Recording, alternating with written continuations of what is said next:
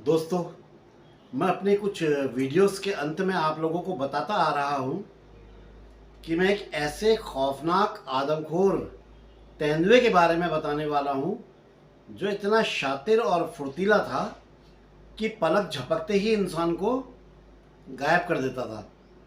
आपके साथ कोई चल रहा है, पलक झपकने तक आपके बगल वाला गायब हो गया है। दोस्तों, ये मारा तो नहीं जा सका, लेकिन पिंजरे में ज़रूर फंस गया।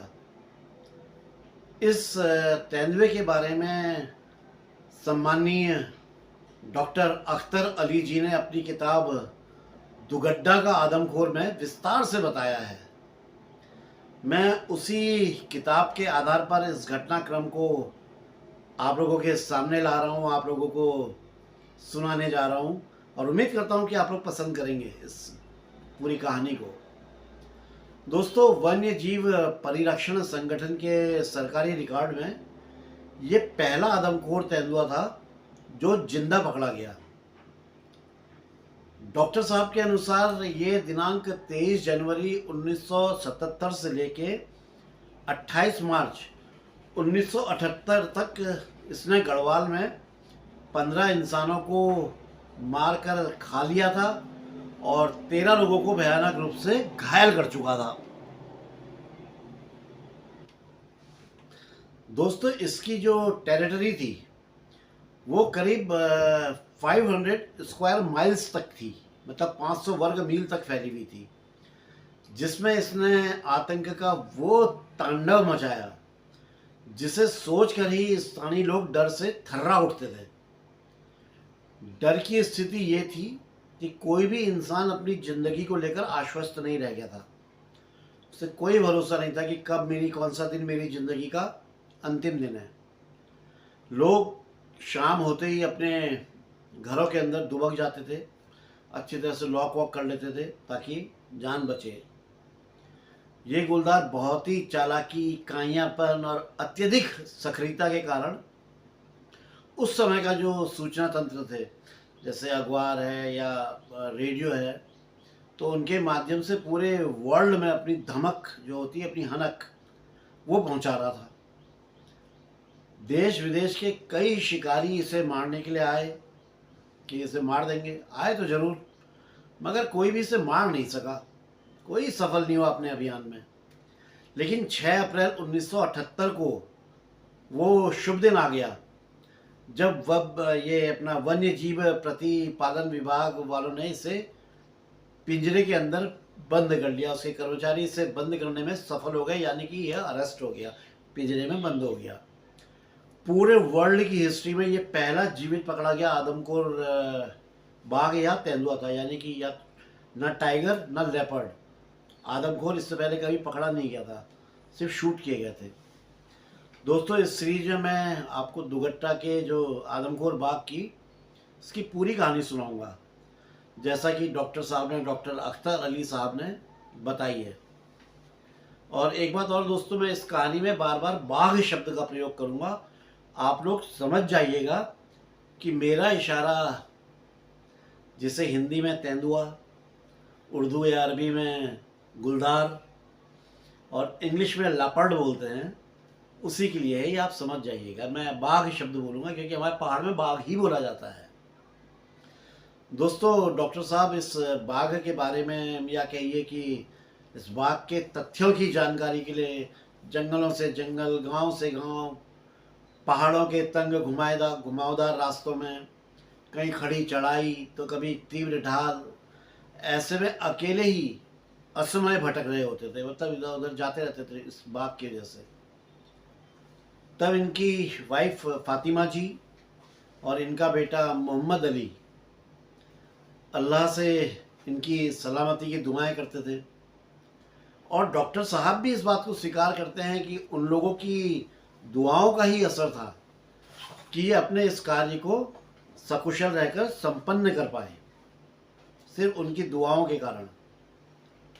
दोस्तों, अब मैं इस आदमखोर बाघ की जो कहानी है, जो कथाक्रम है, उसे शुरू करता हूँ।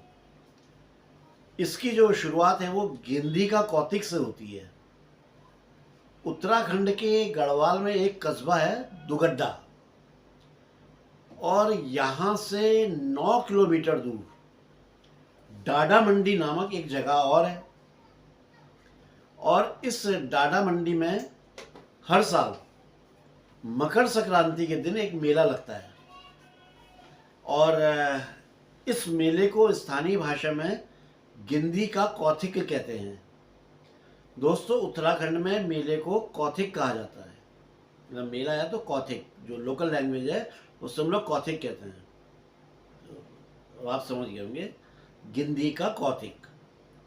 वैसे तो ये मेला भी जो है अन्य मेलों की तरह ही होता है, जैसे और जगह मेले लगते हैं वैसे ये भी लगता है, लेकिन इस मेले में एक विशेष प्रकार का खेल खेला जाता है, जो इस मेले का मुख्य आकर्षण भी होता है। और ये आकर्षण एक स्पेशल गेंद के कारण होता है। एक जो बॉल होती है उसकी वजह से होता है, वो बड़ी स्पेशल बॉल होती है।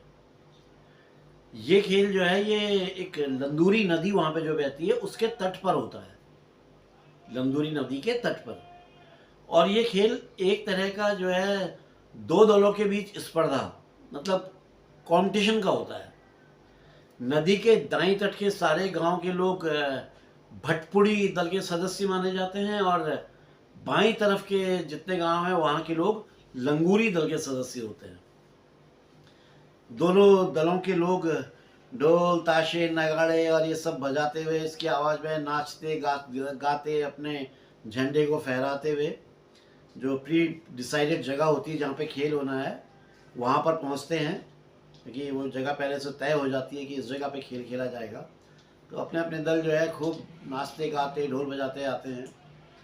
जब दोनों दलों के सदस्य पहुंच जाते हैं तो ये आयोजक जो है एक चमड़े की बनी हुई गेंद दोनों दलों के बीच में रख देते हैं। ये चमड़े की जो गेंद है ये अपने आप में स्पेशल होती है। इस गेंद में जो है चमड़े की ही बनी हुई 4 जो है जंजीर नुमा रस्सियाँ होती हैं, चमड़े की बनी होती हैं। दोनों दल के लोग 2-2 रस्सियों को पकड़ लेते हैं, मतलब 2-2 सिरे दोनों दलों के 2-2 लोग पकड़ लेते हैं। ढोल दमाऊ और नगाड़ों की आवाज़ के बीच दोनों दल उन जो चमड़े की जंजीरें जो होती हैं, जो रस्सियाँ जो बनी होती चमड़े की, उससे अपनी अपनी ओर गेंद को खींचने लगते हैं। अच्छा, इस खेल की ये विशेषता रहती है कि किसी भी दल में कितने ही लोग हो सकते हैं। मतलब ऐसा फिक्स नहीं कि 11-11 रहेंगे, 12-12 रहेंगे, कोई फिक्स नहीं, कितने ही लोग हो सकते हैं। गेंद की रस्सियों को थामने वाले 4 लोगों को उनके मतलब चारों तरफ लोग घेरा बना लेते हैं और उनको अपनी अपनी सीमा की ओर धकेलने लगते हैं। उस समय ढोल ताशे नगाड़े और पिपरी और तुतरी जो जो कुछ सब होता है वो इतनी जोर जोर से बजाए जाते हैं कि मीलों दूर तक उनकी आवाज़ें गूंजने लगती हैं। भाई ये समझिए कि एक तरह से युद्ध का सा माहौल बन जाता है। जैसे युद्ध में ढोल नगाड़े ताशे सब बजा करते थे, उसी तरह का माहौल बन जाता है। जो दल गेंद को पहले अपनी सीमा में खींच ले जाता है वही विजेता माना जाता है। नेचुरल सी बात है, जिसने अपनी तरफ खींच लिया वो जीत गया। दोस्तों, इस खेल को भगवान श्री कृष्ण द्वारा जो कालिया नाग को नाथा था ना उन्होंने, उसकी याद में बनाया जाता है। इस खेल के साथ साथ मेला भी चल रहा होता है। इस मेले में दूर दूर से तरह तरह की दुकानें और मनोरंजन के साधन भी आया करते हैं, जैसे ऊंटा मेलों में होता है। रंग बिरंगे कपड़ों में सजे धजे गढ़वाली पुरुष, स्त्रियां, बच्चे, उनकी टोलियां हंसती खिलाती या लोग अपना कोई लोकगीत गाती हुई जब इस मेले में आती है तो हर्षोल्लास का जो माहौल होता है वो देखते ही बनता है। जिन लोगों ने ये मेला देखा होगा उनके लिए तो उनको पता होगा कैसा बढ़िया माहौल वहाँ का रहता है। दोस्तों, गढ़वाल का जो ये दक्षिणी पश्चिमी भाग है, यहाँ के लोग इस मेले का यहाँ के लोगों के लिए एक विशेष महत्व है।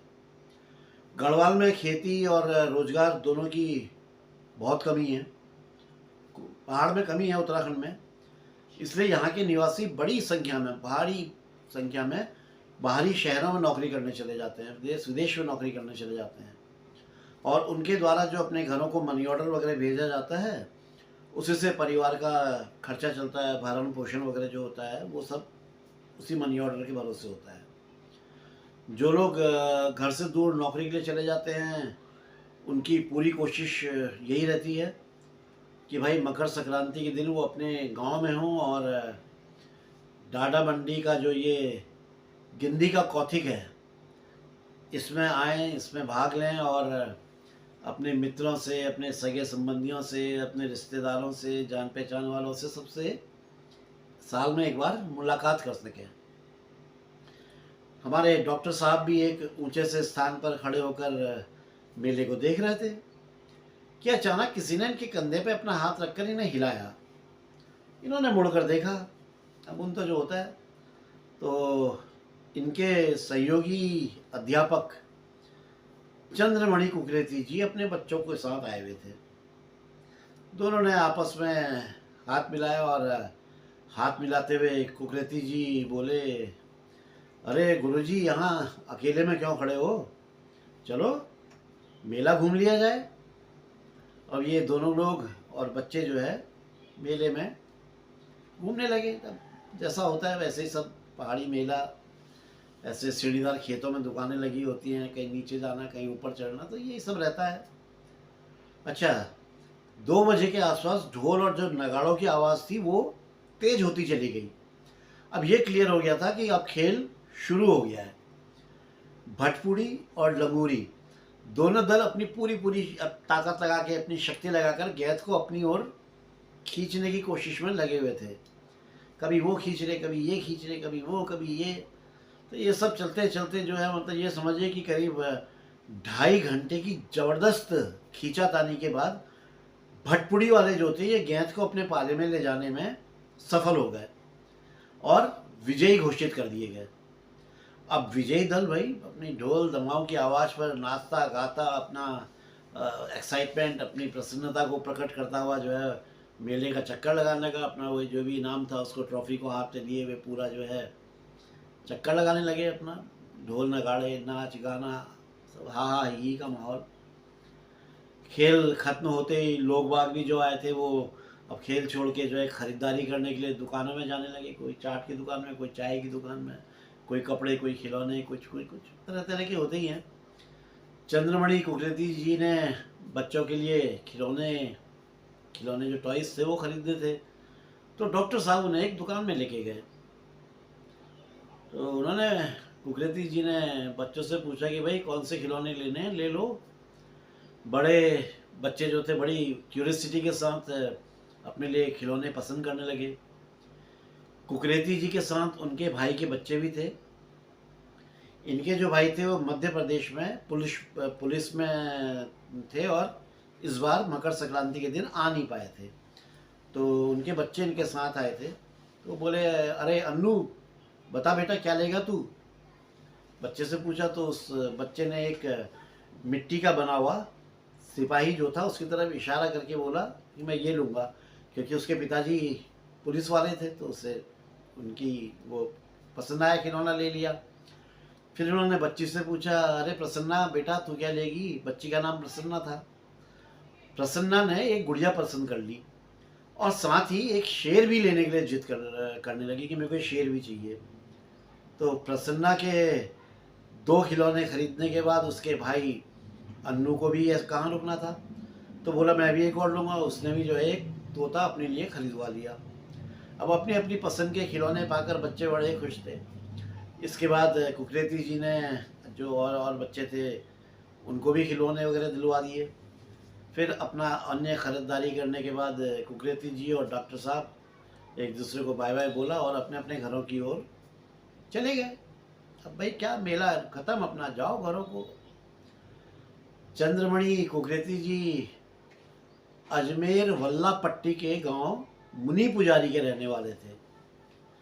डॉक्टर साहब जिस इंटर कॉलेज में भौतिक विज्ञान के प्रवक्ता थे, उसी कॉलेज में कुकरेती जी भी जो है हिंदी के प्रवक्ता थे। ये कॉलेज डॉक्टर साहब का जो निवास स्थान था दुगड्डा, वहाँ से लगभग 7 किलोमीटर दूर था। 7 किलोमीटर दूर मटियाली नामक स्थान पर था। उस जगह का नाम मटियाली था, मटियाली इंटर कॉलेज। मटियाली से डाडा मंडी मात्र 2 किलोमीटर दूर था। और मुनि पुजारी 12 किलोमीटर दूर था। इसलिए कुकरेती जी मटियाली में ही रहते थे। वो अपने गांव मुनि पुजारी नहीं जाते थे 12 किलोमीटर, वो मटियाली में रहते थे। कुकरेती जी बच्चों को लेकर मटियाली आ गए थे। फिर उसके करीब 5 दिनों के बाद अपने भाई के बच्चों को, अन्नू को और प्रसन्ना को, वो उनके गांव मुनि पुजारा छोड़कर अपना वापस आ गए थे। शाम की बात है, प्रसन्ना अपने खिलौने उनके साथ बड़ी खुश थी और हमेशा उनके साथ खेलती रहती थी।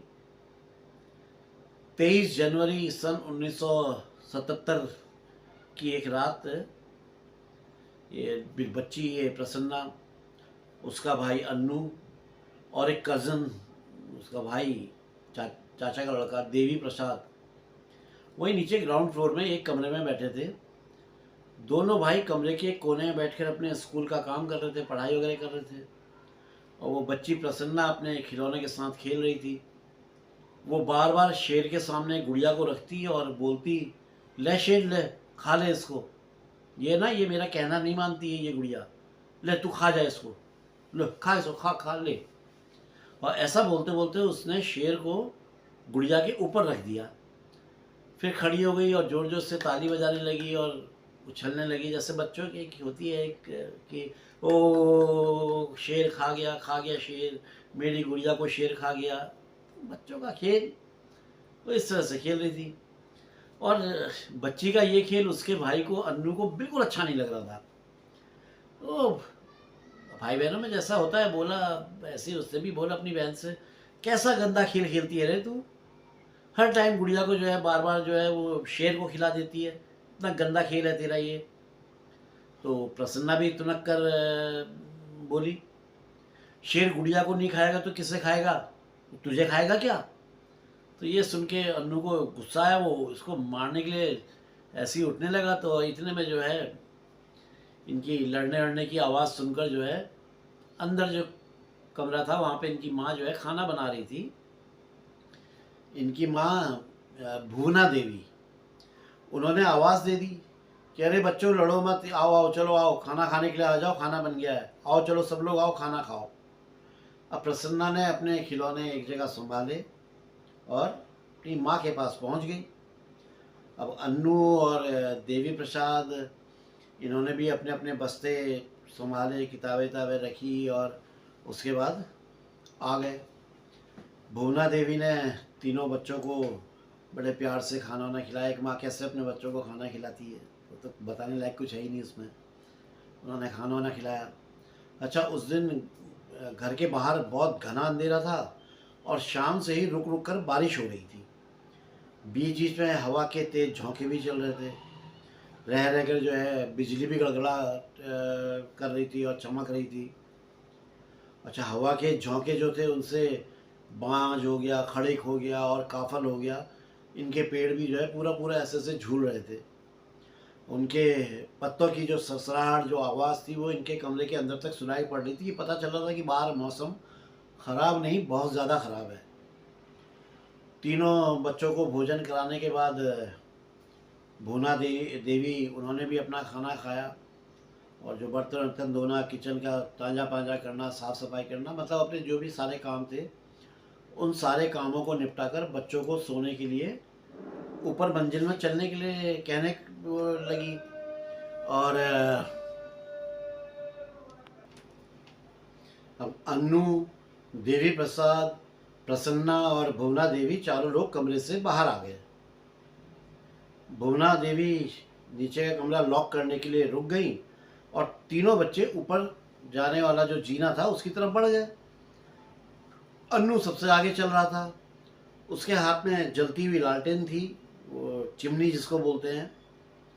अपने हाथ की ओट से वो लालटेन की लौ को बुझने से बचाने की कोशिश कर रहा था, हवा चल रही थी क्योंकि। अन्नू के पीछे पीछे देवी प्रसाद और उसके पीछे प्रसन्ना थी।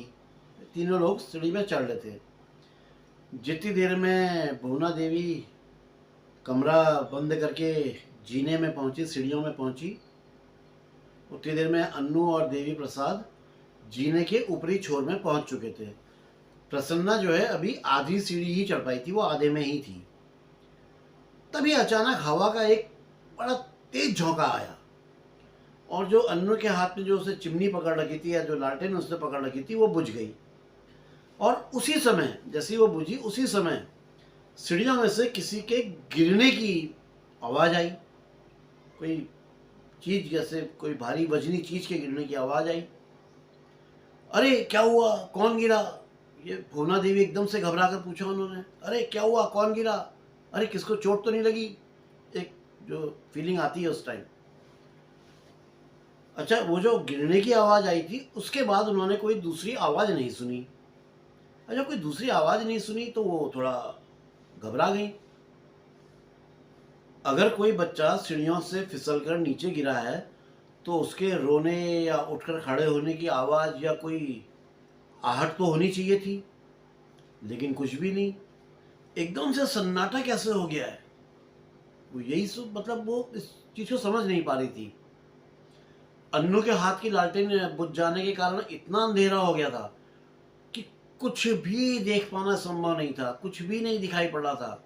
अब वो तुरंत लपक के ऊपर वाले कमरे में पहुंची। उन्होंने एक जगह टटोल कर माचिस उठाई और उसको जलाया। और क्या बात है, अन्नू बोलते हुए उन्होंने उसके हाथ में जो है जो लालटेन थी उसको जलाया। अन्नू एकदम डरा हुआ, सहमा हुआ सा, बिल्कुल वो सीढ़ियों के पास जो है एकदम दुबक के खड़ा हुआ था। तो भुवना देवी ने तुरंत उसके हाथ से जो लालटेन थी उस लालटेन को अपने हाथ में लिया, जलाया और उसकी जो लौ थी उसको बढ़ा दिया। अब काफ़ी उजाला फैल चुका था। लालटेन की लौ बढ़ जाने से उजाला कमरे में फैल चुका था। अरे अन्नू क्या हुआ? अब ये पूछते ही उन्होंने अपनी जो है नज़रें इधर उधर दौड़ाई। अन्नू और देवी प्रसाद तो सीढ़ियों के पास जो है दुबके हुए दिखाई दिए, लेकिन प्रसन्ना नहीं दिखाई पड़ी। तो उन्होंने उसको आवाज़ दी, अरे प्रसन्ना, ओ प्रसन्ना, कहाँ है तू? और ऐसा बोलते हुए सीढ़ियों से नीचे आ गई। उन्हें लगा कि सीढ़ियों से नीचे गिरकर जो प्रसन्ना, ये बच्ची जो है, ये कोई गहरी इसको चोट लग गई होगी या फिर उस घबराहट की वजह से वो गुमसुम सी हो गई है, कुछ बोल नहीं पा रही होगी। लेकिन जब वो नीचे आई और नीचे आकर भी उनको जो है सीढ़ी के दोनों तरफ उन्होंने देख लिया तो वो प्रसन्ना दिखाई नहीं पड़ी। अब वो जो है प्रसन्ना, वो प्रसन्ना बेटा कहाँ है, ये पुकारते हुए सीढ़ियों के छोर से बरामदे के आखिरी कोने तक चली गई। लेकिन प्रसन्ना कहीं भी दिखाई नहीं दी। अभी तो सीढ़ियों से धम्म से नीचे गिरने की आवाज़ आई थी, लेकिन गिरने के बाद कहाँ गायब हो गई वो? अब ऐसा भी नहीं है कि कोई सुई हो कि गिर गई और उसके बाद वो अंधेरा है तो वो दिखाई ना पड़ रही हो। भैया वो थी तो कुछ भी कहो, 8-9 साल की एक स्वस्थ लड़की थी, कहाँ गायब हो गई? सीढ़ियों से नीचे गिरी और गायब। अब भुवना देवी बहुत घबरा गई थी और जोर जोर से पुकारने लगी, आवाज़ देने लगी, प्रसन्ना, ओ प्रसन्ना, कहाँ है बेटी? बेटी डर मत, आजा आजा, आ बेटा, अपनी माँ के पास आजा बेटा। अब भुवना देवी की जो घबराई हुई आवाज़ थी, इसको सुनकर मकान के दूसरे सिरे पर स्थित अपने कमरे से देवी प्रसाद की माँ सतेश्वरी देवी, यानी कि इनकी भाभी, वो भी बाहर निकल आई। उन्होंने भी घबरा कर भुवना देवी से पूछा, अरे क्या हुआ बहनी, क्या हो गया? हमारे यहाँ बहनी बोलते हैं ना बहन को, मतलब रिश्ते में हम लोग बहनी करके बोलेंगे। अरे क्या हुआ बहन, क्या क्या हो, क्या क्या हो बहनी, क्या हो गया बहन? तो भुवना देवी ने बताया कि अभी अभी सीढ़ियों से फिसल कर प्रसन्ना नीचे गिरी थी, फिर पता नहीं कहाँ गायब हो गई है। अब संतेश्वरी देवी भी प्रसन्ना को आवाज़ दे देकर ढूंढने लगी, आखिर बच्ची चली कहाँ गई? ऐसी कौन सी जगह गिर गई कि बच्ची दिखाई नहीं पड़ रही है? एक 7-8-9 साल की बच्ची जो है कहीं दिख ही नहीं रही है। कोई भूत ले गया, ज़मीन फट गई, ज़मीन में समा गई, कोई भूत उठा ले गया, क्या हो गया, कुछ समझ में ही नहीं आ रहा है। अब दोनों महिलाएं और वो दोनों बच्चे प्रसन्ना को ढूंढने लगे। वही मकान के इर्द गिर्द, पीछे, सामने, बगल में बनी जो गौशाला होती वहाँ, आसपास के रास्तों में। हर जगह का कोना कोना छान मारा, लेकिन प्रसन्ना कहीं नहीं मिली। अब भुवना देवी अपना सर पकड़कर बैठ गई। हे भगवान, ये क्या हो गया। अब वो बार बार यही बोल रही थी, हे भगवान ये क्या हो गया, और बार बार बेटी को आवाज़ें दे रही थी, प्रसन्ना, हे भगवान। मतलब बहुत ही करुणामय वातावरण बन गया था। उनकी रोने की जो आवाज़ थी वो सन्नाटे में दूर दूर तक गूंजने लगी थी। उस समय अन्नू और देवी प्रसाद से बड़ा कोई अन्य पुरुष घर में नहीं था, यानी कि यही पुरुष के नाम पे ये अन्नू और देवी प्रसाद ही थे, बाकी घर में कोई पुरुष नहीं था। अन्नू का बड़ा भाई रमेश, जो करीब 16 साल का था, वो सवेरे सवेरे ही एक शादी में शामिल होने के लिए भट्ट गांव चला गया था। परिवार के अन्य पुरुष तो पहले से ही नौकरी के सिलसिले में बाहर थे। एक भाई मध्य प्रदेश पुलिस में थे और दूसरे मटवाड़ी में वहाँ पे टीचर थे, जो हिंदी के कुकरेती जी। दोनों भाई बाहर ही थे। और वैसे भी इस गांव के अधिकांश पुरुष जो है वो नौकरी के लिए बाहर ही जा चुके थे। इस गांव में महिलाओं और बच्चों की संख्या ज़्यादा थी। हालांकि कुछ पुरुष भी थे जो गांव में रह गए थे, जो कहीं जॉब के लिए नहीं गए। अच्छा, वो भी इंटरेस्टिंग बात ये भी कि उस दिन गांव से लगभग 200 मीटर दूर मुनि सकरी नामक गांव में एक विवाह समारोह में शामिल होने के लिए चले गए थे। मुनि सकरी गांव था, 200 मीटर क्या होता घर से, मतलब बगल में ही तो लगा हुआ भाई, एक पहाड़ के पीछे समझ लो। पास पड़ोस की महिलाएं बहुत ज़्यादा ठंड और मौसम ख़राब होने के कारण शाम से ही अपने बच्चों को लेकर अपने अपने घरों में सोने के लिए अपने आप को बंद कर चुकी थी। और जब उन्होंने भुवना देवी के ये घर से आती हुई ये चीख पुकार सुनी, तो वो एक पल को तो वो भी, उनके भी कुछ समझ में नहीं आई ये क्या हो रहा है। फिर जब कुछ उनको समझ में आया तो वो भी जो है उठ के अपने बच्चों को घर पे बंद करके वो भी यहाँ आ गई। फिर सारी घटना सुनकर वो सब भी ताज्जुब में पड़ गई कि यार, एक बच्ची जिसकी उम्र 8-9 साल है वो सीढ़ी से नीचे गिरी और गायब हो गई। मतलब कोई अविश्वसनीय सी घटना। अब गांव की सभी महिलाएं जो जो भी आई थी वो सब जो है अलग अलग दिशाओं में प्रसन्ना, ओ प्रसन्ना, उसको आवाज़ दे देकर पुकारने लगी। भुवना देवी की जो करुणा भरी चित्कार जो थी वो बहुत दूर दूर तक जा रही थी। अब इन आवाज़ों को गांव के उन लोगों ने भी सुना जो मुनि सकरी गांव में विवाह समारोह में शिरकत कर रहे थे। ये पहाड़ों में तो टकराती है ना आवाज़ें। पहले उनको कुछ ऐसी सा लगा, फिर जब ये आवाज़ें लगातार आने लगी और उनके कानों में पड़ने लगी तो उनका माथा ठनका कि जरूर हो ना हो उनके गांव में कोई दुर्घटना घट गई है। तो वो लोग तुरंत अपने गांव की ओर लौट के आ गए। सब एक एक करके अपना गांव की तरफ लौट पड़े, चलो भाई कुछ कुछ दुर्घटना हुई है, कोई बात तो हो गई है, नहीं तो महिलाएं इस तरह से नहीं चिल्ला रही होती। और जब वो गांव पहुंचे तो उन्हें सारा घटनाक्रम पता चला। जब सारी घटना सुनी तो वो भी घोर आश्चर्य में पड़ गए। सीढ़ी से गिरते ही प्रसन्ना गायब कैसे हो सकती है। वो कोई ऐसा तो है नहीं कि हल्का फुल्का घास का कोई पुतला हो कि एक हवा का तेज झोंका आया और उसे कहीं भी उड़ा ले जाए।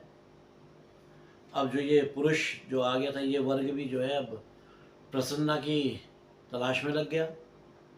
टॉर्च, लालटेन, मशाल, जिसको जो है जिसके जो मिला वो सब लेकर सभी लोग प्रसन्ना को ढूंढने लगे, आवाज़ देने लगे। खूब आवाज़ें दी जा रही थी मगर प्रसन्ना नहीं मिल पा रही थी। अब रात और ज़्यादा घिरती जा रही थी और बारिश, पहले तो बूंदाबांदी हो रही थी, अब उसने मूसलाधार बारिश का रूप ले लिया था। अब भयानक बारिश होने लगी थी। अब ये ऐसा प्रश्न हो गया था कि जैसे कटप्पा ने बाहुबली को क्यों मारा, ये तो था ना प्रश्न, कटप्पा ने बाहुबली को क्यों मारा। तो वही यहाँ भी हो गया, आखिर प्रसन्ना गायब कहाँ हो गई, कहाँ गायब हो गई यार। अब आप लोगों के दिमाग में यही सवाल चल रहा होगा कि आखिर प्रसन्ना कहाँ गई, एकदम से सीढ़ी से गिरी और गायब। तो दोस्तों, इस बात का जवाब जानने के लिए आपको बने रहना होगा उत्तरांचल डायरीज़ के साथ, क्योंकि उत्तरांचल डायरीज़ में ही आपको आगे का घटनाक्रम सुनाने वाला हूँ। तो जो मित्र चैनल में पहली बार आए हैं उनका तहे दिल से स्वागत करता हूं और उम्मीद करता हूं कि उन्हें ये सच्ची कहानी पसंद आ रही होगी और वो चैनल को सब्सक्राइब करते हुए लाइक और शेयर भी करेंगे ना। और साथ ही अपने कुछ कमेंट्स देंगे ही, मुझे पता है कि आप देंगे, रिक्वेस्ट भी है मेरी और ज़रूर मानेंगे। खैर, तो दोस्तों अभी तो आज्ञा दीजिए अपने इस मित्र को, जल्दी ही मिलता हूँ 1-2 दिन में घटनाक्रम के अगले हिस्से के साथ, ठीक है ना। तो फिलहाल तो दोस्तों बाय बाय। जय बद्री विशाल, जय उत्तराखंड, जय जय जय जय माँ भारती।